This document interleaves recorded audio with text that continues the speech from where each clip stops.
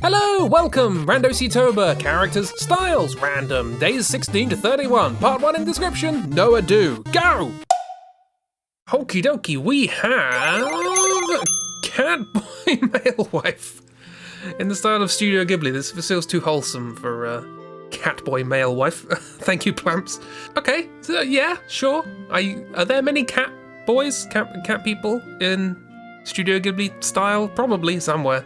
They've got like pigs in planes and things, so I'm sure we can work something out. This one sort of worked out nicely. At the very least a humanoid character, even if the name was something of a meme that went too long to take back. That's MMOs for you, but hey, cat boys are no stranger to Ghibli, my research informs me. Okay, I should probably admit at this point that I've never seen a Ghibli film. I've just seen stills, and they look very lovely indeed. I've also never played Final Fantasy XIV, I've only ever seen stills of that, and it looks like an MMO, I guess. Not as lovely as Ghibli, but, well, that said, what about a Studio Ghibli MMO? Okay, now we have Pero and Mira in the style of Donut County. That could be nice, but I remember ages ago I did a Secret Sleepover Society comic based on Donut County. I tried to do it in the art style thereof, and it was a lot of fun. This sort of polygonal, solid colour sort of thing. I think Pero and Mira, they'll look cute in this style, I reckon. Yeah. Mira was always going to jump in the hole, we might as well get that out of the way now. There's a mysterious hole moving in the ground, she's jumping straight in it. We can recontextualise the game to have it be that Pero is controlling the hole to try and stop Mira from getting into it, but it was always going to happen, it's an inevitability. By the by, if you have no idea who these two characters are, and you're only now thinking that's strange after Catboy Malewife, then why not check out my latest Avonvale video featuring a delightful little story with the two of them. I'm pretty proud of that one, no holes in that, although Mira does get dangerously close to molten glass, so, you know, it's a bit of mild peril for you. Exhilarating, I'm sure. Okie dokie, give it a pokey! We've got life and death in the style of Hanna-Barbera. Okay, these are characters from Oobs who appear in Project Via, and sure, they can have wacky Hanna-Barbera hijinks, the personifications of life and death itself. Now, if this wasn't a timed video, I would absolutely write a classic 60s theme tune for these two. But alas, as the pull of time draws us inexorably away from the embrace of life and into the clutches of death, so too did I have to rush this script out in about a day, which is why it got all existential all of a sudden. Actually, I'm recording the voiceover on a different day, so I don't know what was going on with past Crispy there, particularly given that he wrote that sentence as well, and that one. This one's improvised though. No, it wasn't. Anywho, these two work great here, albeit in a highly simplified form. Arguably, life should be simplified a little bit further. The rate those animators had to pump out cartoons in the 60s, you really think they're keeping track of that flower crown? I wouldn't. Right, we've got Badruk in the style of Papers, Please. Okay, Badruk is a dwarf. So they're going to be relatively low down on the old height scale, I imagine, although quite heavy on the weight. Should I make Badruk like a passport as well? I guess I'm going to have to ask more details about the character. I'm trying not to give it away, but I'm going to have to ask about a lot of details just so I can put Easter eggs in. I promise from the bottom of my beard, it wasn't until I started drawing the height chart in the background that I realised just how unfortunate this combination was, particularly given that Dark, whose character this is very specific about things like, I don't know, their character's height. So, short of giving Badruk some platform heels, I think we just had to stick to metric.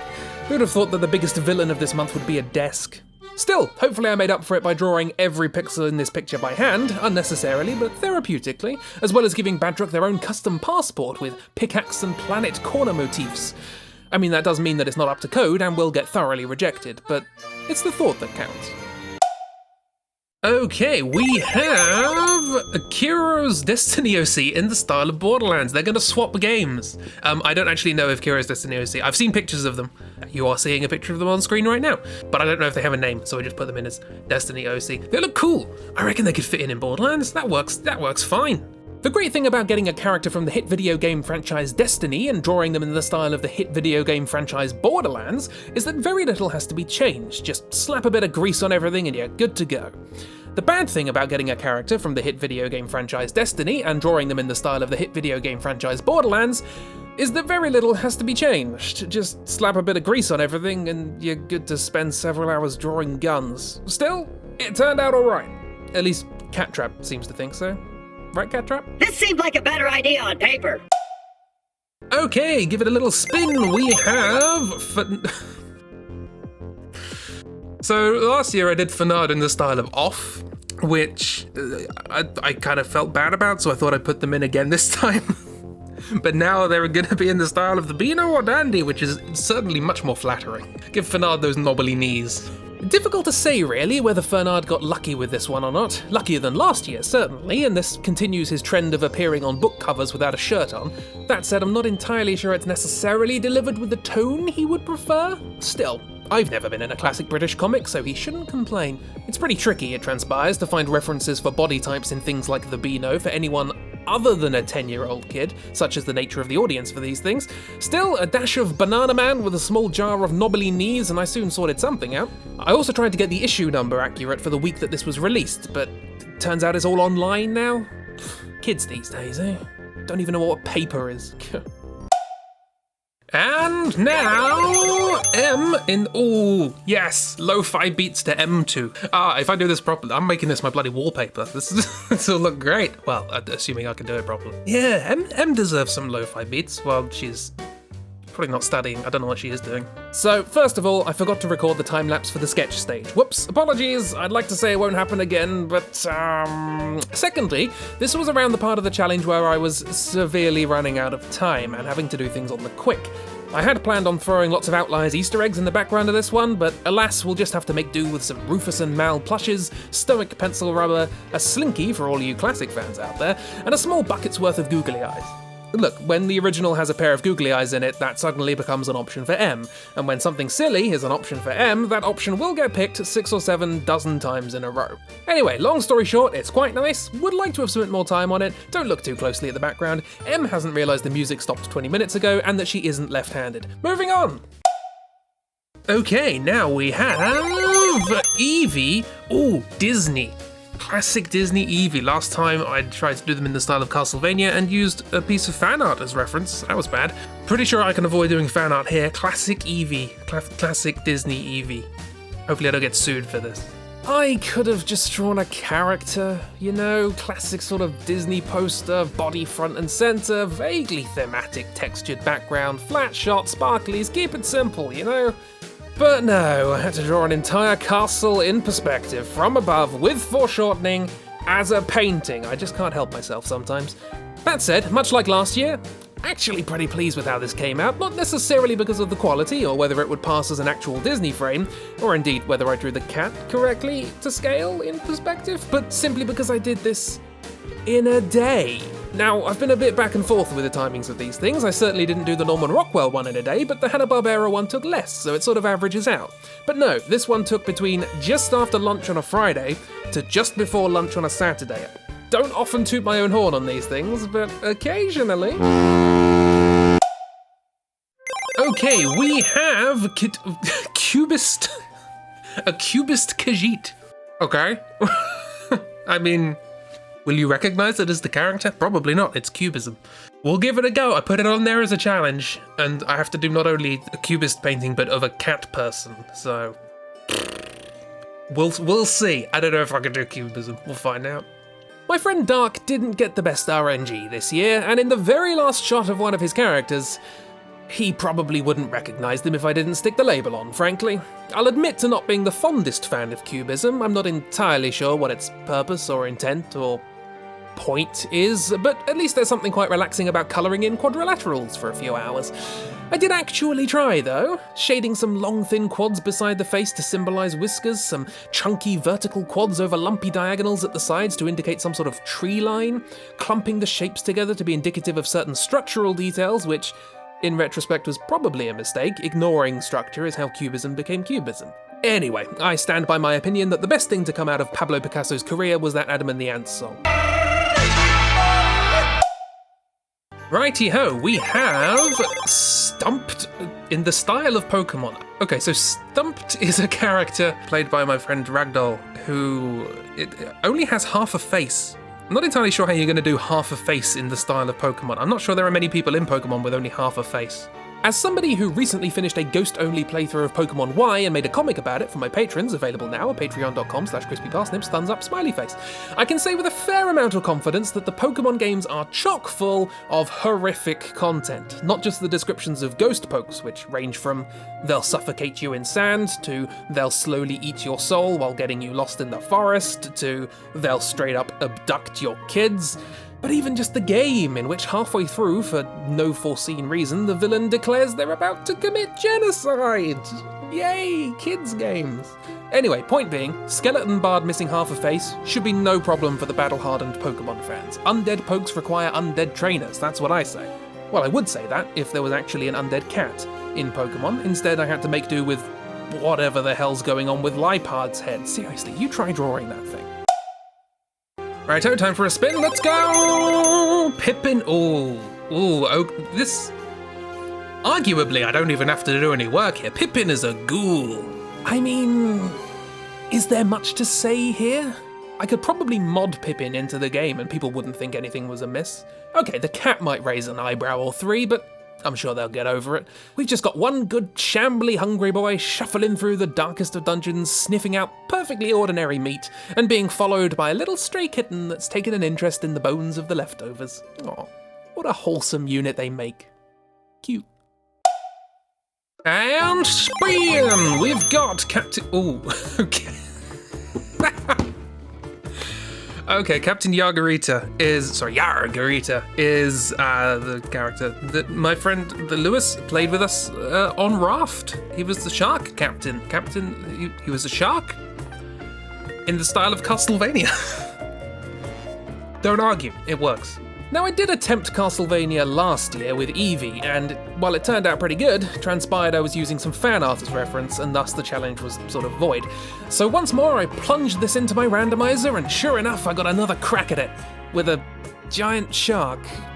Now, I don't know if you know anything about vampire lore, but there are a certain collection of tropes associated to the appearance of a vampire. These include pallid skin, sullen eyes, sharp teeth, we're doing alright so far, and then basically every feature you might use to describe a human that fits under the category unshark-like.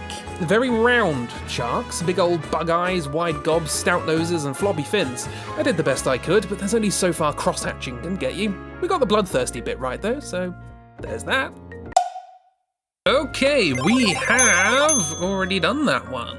Okay, randomize, we have yes. Spooky Stoic.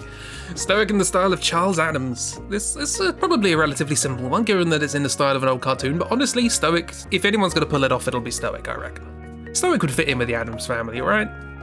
What better environment for my stolid, statuesque Stoic than the bleak greyness of a Charles Addams comic, somehow simultaneously sullen and full of life. I confess he may well be the only cartoonist who drew for The New Yorker who I actually understood. Still, Stoic's making the most of it, in the gloom of a rickety sitting room, a grumpy cat for company, gazing across the mottled greys of an overcast morning.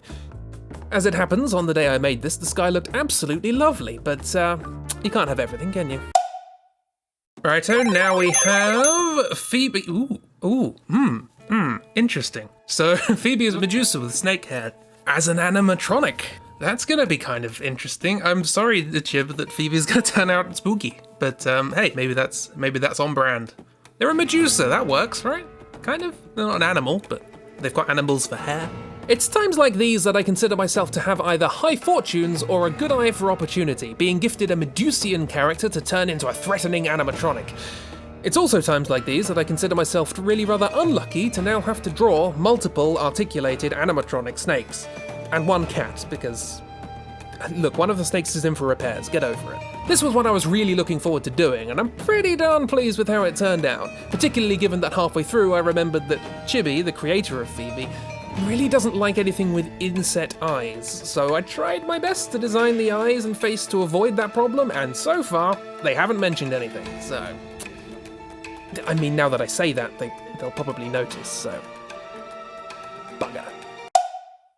Okay, we've got Carlo in... Ooh. Do I have to draw Carlo as a skeleton? Okay, here's the problem. Here's the problem that I have here. Carlo is my character in the Dishonored RPG that I'm doing. And I said that whatever style that I draw Carlo in this year would be their official picture for the game. Is Carlo dead? I don't want to think Carlo's dead.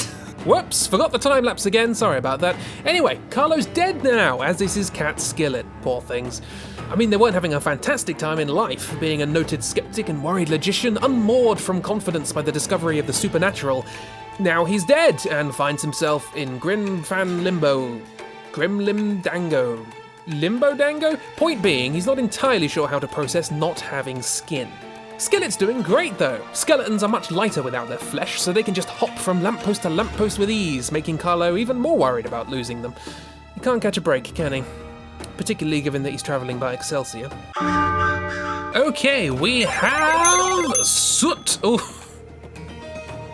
Okay, Soot is a character by my friend Lewis, who is completely covered in soot at all times due to their work, and I think you can do something horror with that, right? You can do something kind of spooky with soot. I thought it apt to put one of the world's most famous horror authors and mangakas as the Spooky Day culmination, and I had this great idea. This character's always covered in soot, right? So if the character's face and body are almost entirely obscured by clouds of soot, I can fill the frame with some of those delightfully unsettling textures that Ito's art's often bathed in, without worrying too much about structure or composition. In practicality, this presented two problems. One, I'd now have to realistically fill a page with these textures, which I don't know how to replicate, and two, Junji Ito's much better at this than me. This should be unsurprising, but after a couple of attempts I settled on a kind of flowy motif and just spent an hour or so scratching lines into the page until it looked right. Is it very good? No. Am I proud of it regardless? And that's it for this month of randomly generated doodles. I'm pretty pleased with the general outcome, even if I did spend way too long on some of them and end up collapsing at the end of the month into a mini hibernation of recovery, hence the lateness of this video. Sorry about that. If you enjoyed this, then you're welcome to check out a bunch of the other nonsense I get up to on an irregular basis. More drawing challenge videos, music composition videos, stream highlights. Oh yeah, I stream too. In fact, I'll just put a link in the description to a page on my website that'll point you hither and thither around the internet. Hopefully our Venn diagrams will cross over somewhere. Thank you as ever to my gorgeously generous patrons, without whom these videos and other things like eating would be rather more difficult. Feel free to join them and receive exclusive comics and Discord nonsense, or you can toss a little money to me on Ko-fi and get a little doodle back in return if you fancy.